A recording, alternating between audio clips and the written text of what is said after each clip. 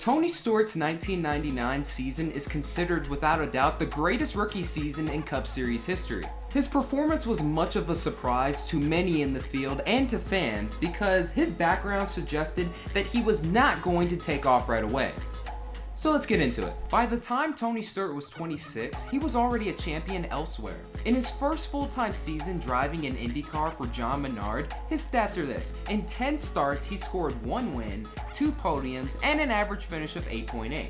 The following season, he would fall short in his title defense, but still put up solid numbers. His 1998 stats are this. In 11 starts, he scored 2 wins, 4 podiums, 3 poles, with an average finish of 11.1 and would finish 3rd in the standings. Despite all the success in IndyCar, he still had a huge interest to compete in NASCAR someday. From 96 to 97, he would make 14 Busch Series starts, but in 1998, Joe Gibbs would give him his big break. While driving the 44 Pennzoil Pontiac part-time in the Busch Series, his stats are this: 0 wins, 5 top 5s, 5 top 10s, with an average finish of 18.5.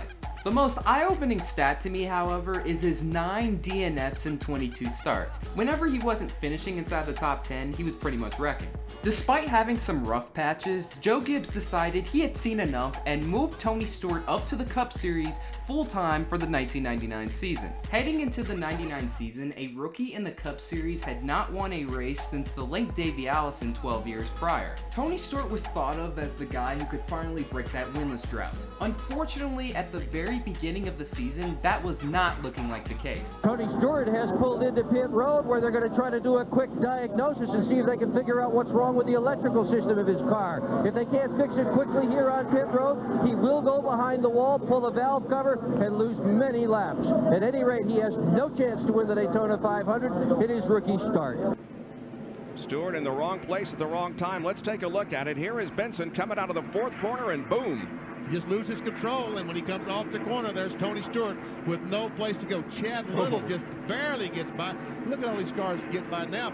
Luckily, Benson goes to the grass, Stewart goes to the outside, and leaves the middle open for all these cars. Stewart was sitting a season-low 25th in the standings after 3 races. But within a race or two, he was able to get the ball rolling as he was cracking off top 10 after top 10 run. By the time the All-Star break hit, he was sitting solidly in the top 10 in points. He was able to score 2 unofficial wins during this weekend. The first being the second race of the Noble 25s, and the second being the Winston Open. Jimmy Howell has the white flag in hand for that man, Tony Stewart. He is 1.5 miles away from advancing into the Winston as we ride with him around the Lowe's Motor Speedway. Team owner Joe Gibbs says, got this baby tucked away. Boy, listen to that motor go down the back straightaway. Just listen.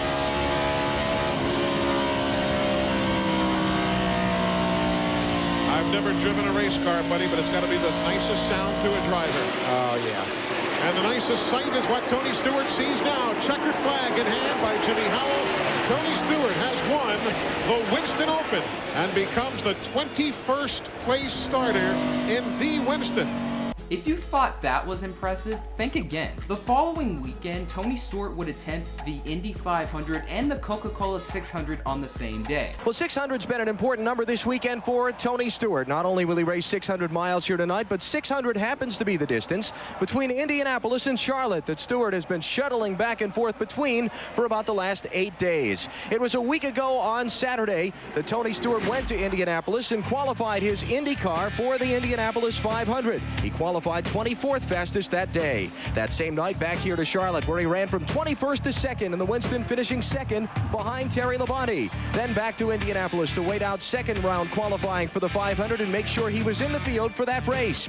Wednesday night here in Charlotte, he qualified his stock car for the 600. Then it was back to Indianapolis for Carburation Day, the final tune-up before the 500 Thursday.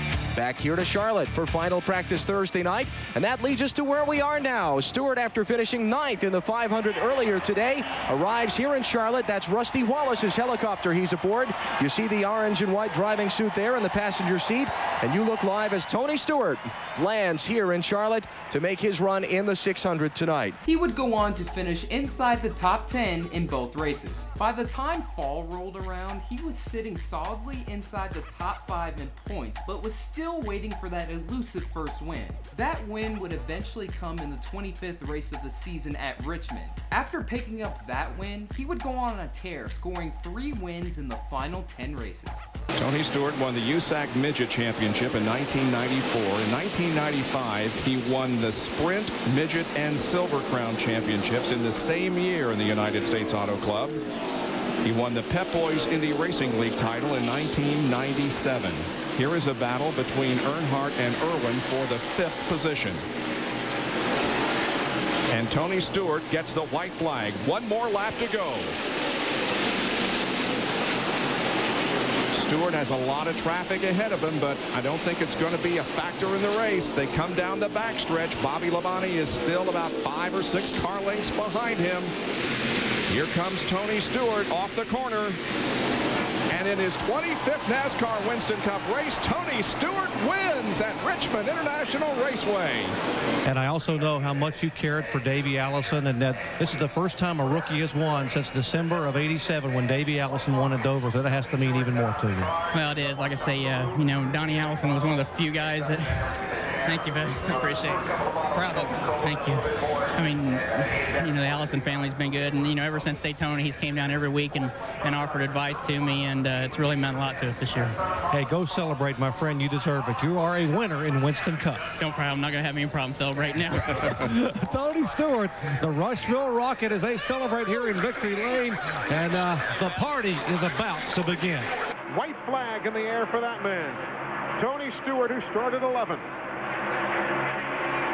would become only the 2nd driver to win 2 races in his rookie season. Davey Allison, the other in 1987. Tony Stewart off the corner. Checkered flag. Tony Stewart wins at Phoenix International Raceway. But Tony Stewart is the winner. His 11th top 5 of the year and his 20th top 10 finish. It is time to settle it here in Homestead. White flag is in the air for Tony Stewart, trying to score his 3rd victory of the '99 season. The flag also up for Dale Jarrett in the final lap to try and complete his championship quest last time around. It's awful exciting, Alan. This is 2 races within a race. We're going to see a winner and we're going to see a champion all at the same time. Half a lap to go, 3/4 of a mile for Stewart. The 28-year-old from Rushville, Indiana, made his fame and fortune in open-wheel cars on the dirt and paved tracks of the Midwest. He's come to the NASCAR Winston Cup circuit in fine style in 1999. Checkered flag in the air. The inaugural Pennzoil 400 at Homestead goes to Tony Stewart. 3rd victory of the season for Stewart and his Joe Gibbs own team. His 99 rookie stats are this: 3 wins, 12 top 5s, 21 top 10s, and an average finish of 10.3, and finished 4th in the standings. Other than Denny Hamlin's 2006 rookie season, no other Rookie of the Year performance has come close to Tony Stewart's. For that reason, Tony Stewart's 1999 rookie season remains the greatest in NASCAR history. And once again, that'll do it for another video. Thank you guys so much for watching. This is Black Lives Matter. Catch you next time.